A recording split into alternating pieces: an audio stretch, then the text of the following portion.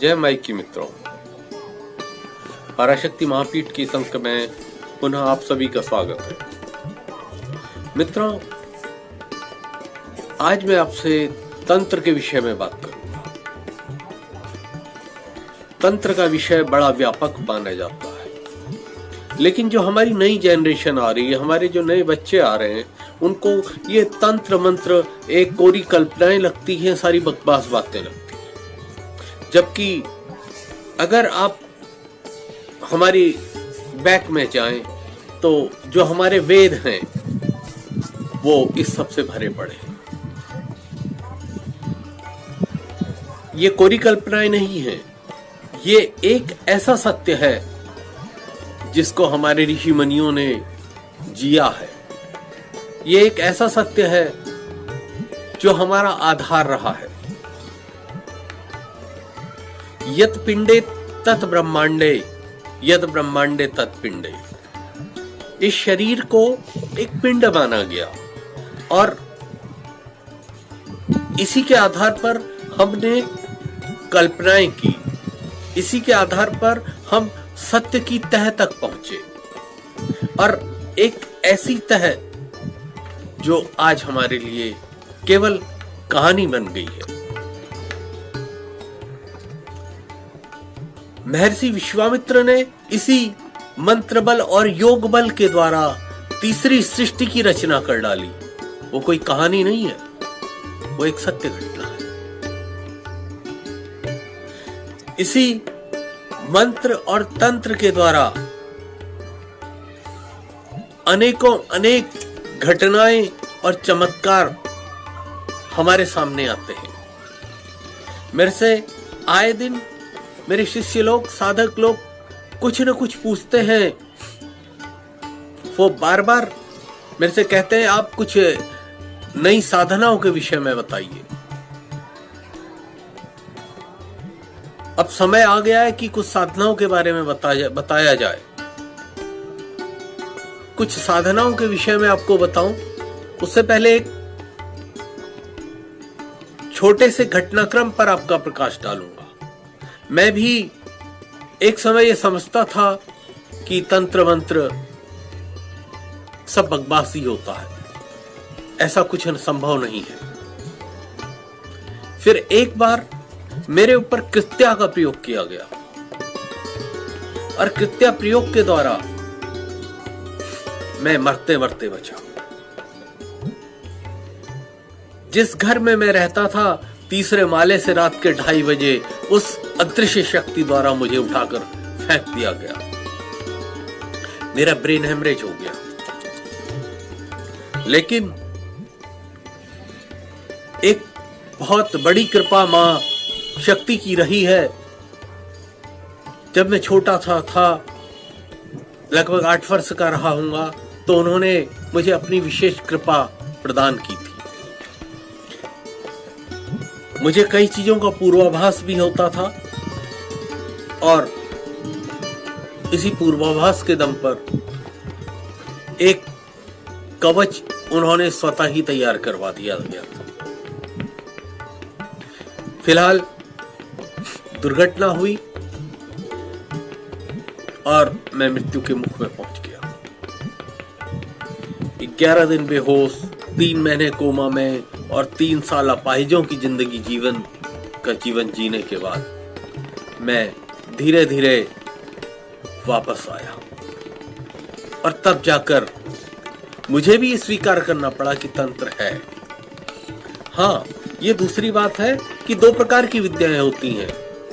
एक विद्या होती है मैली विद्या और एक होती है उजली विद्या।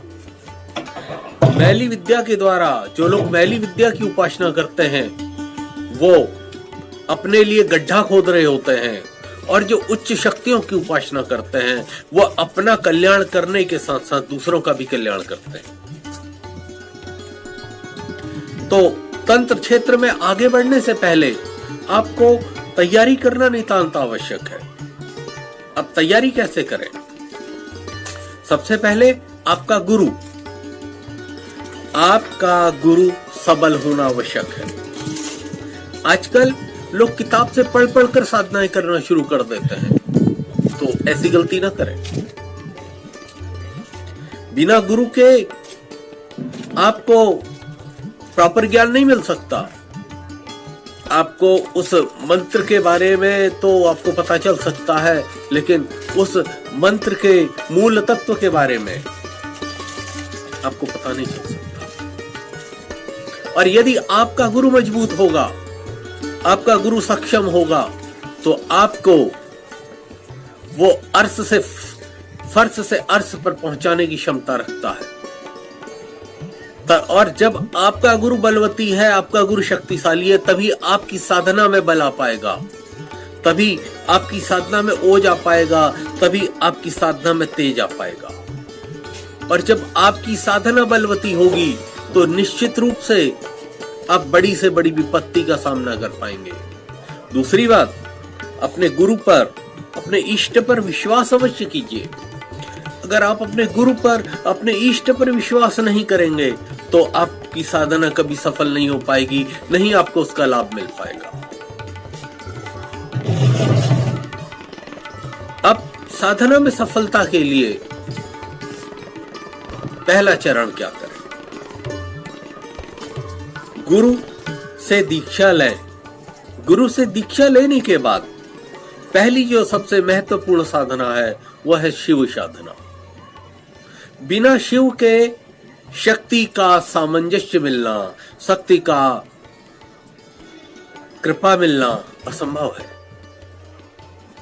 और 10 महाविद्याओं के 10 शिव है। ये बात मैं आज आपको इसलिए बता रहा हूं कि आने वाले दिनों में संभवतया मैं आपको 10 महाविद्याओं के बारे में बताऊं। और जो भी मेरे साधक इस बारे में जानना चाहते हैं, उन सबसे मेरा निवेदन है कि सबसे पहले मैंने आपको जो शिव साधना बताई है, भगवान मृत्युंजय महादेव की साधना बताई है, उसको अवश्य करें। और पहले के वीडियो में भी मैं इसको दे चुका हूं। अगर मैंने पहली कोई साधना बताई आपको तो महामृत्युंजय साधना बताई है। अब महामृत्युंजय साधना यदि आप पूर्ण रूप से कर लेते हैं तो आपकी सफलता आधी निश्चित हो जाती है। क्यों? क्योंकि आपका आधार मजबूत हो जाएगा। शिव में ही वो शक्ति है कि वो मां काली के वेग को शांत कर सकते थे।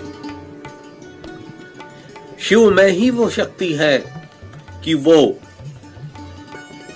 महारुद्र बनकर, क्रोध भैरव बनकर, काल भैरव बनकर, बटुक भैरव बनकर, शमशान भैरव बनकर, चंड मुंड और उन तमाम नकारात्मक और मैली विद्याओं का अंत कर सकते हैं, जिसके लिए कि हमने उनका आह्वान किया है, या जो हमारे जीवन को किसी न किसी प्रकार से दूषित कर रही है। तो इसलिए जब पहली साधना आपने करनी है, वो करनी है मृत्युंजय महादेव की साधना। जब ये साधना आपकी सफल हो जाए तो आप निश्चित रूप से दूसरी साधना में सफल हो जाएंगे। यदि आपको कहीं पर इस साधना के बारे में कोई दिक्कत हो रही हो तो व्हाट्सएप नंबर आपको दिया जा रहा है, तो व्हाट्सएप नंबर पर जाकर आप मुझे मैसेज कर दीजिए।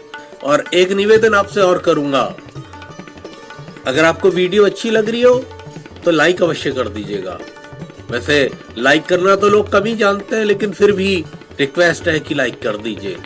चैनल को सब्सक्राइब कर दीजिए, शेयर कर दीजिए और ऐसे लोगों तक इस ज्ञान को पहुंचाइए